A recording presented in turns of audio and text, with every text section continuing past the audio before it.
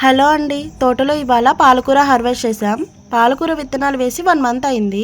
మేమైతే శివరాత్రి వచ్చే ముందు 3 నెలల నుండి తోటలో ఎక్కువగా పాలకూర వేస్తాం. శివరాత్రి టైంలో శ్రీశైలం ఎక్కువగా వస్తుంటారు. ఆ టైంలో ఎక్కువగా సేల్ అయ్యేది పాలకూర, కొత్తిమీరనే. అందుకే మా అమ్మ ఎక్కువగా పాలకూర వేస్తుంది ఈ టైంలో. మనందరికీ తెలిసిందే, పాలకూరలో హెల్త్ బెనిఫిట్స్ చాలానే ఉన్నాయి. ఇందులో ఎక్కువగా fibre, iron, vitamin K, calcium ఎక్కువగా ఉంటాయి. ఇక్కడ చాలా మంది అడిగారు పాలకూర ఏ సీజన్లో వేస్తే బాగా వస్తుంది అని. పాలకూరకి సీజన్ అంటూ ఏముండదు, ఏ సీజన్లో వేసినా బాగా వస్తుంది. ఇవాళ ఫస్ట్ కోత కోసాము. ఇంట్లో కూడా 3-4 కట్టలు తీసుకెళ్తున్నాం. తోటలో మా అమ్మ వాళ్ళు ఆకుకూరలకు వస్తున్నారు. ఈలోపు వాళ్ళ కోసం నాకు వచ్చినట్లు ఏదో పాలకూర పకోడీ చేశాను. పాలకూర హెల్త్కి మంచిదే, కానీ అది బాయిల్ చేసుకొని వండుకుంటే మాత్రమే.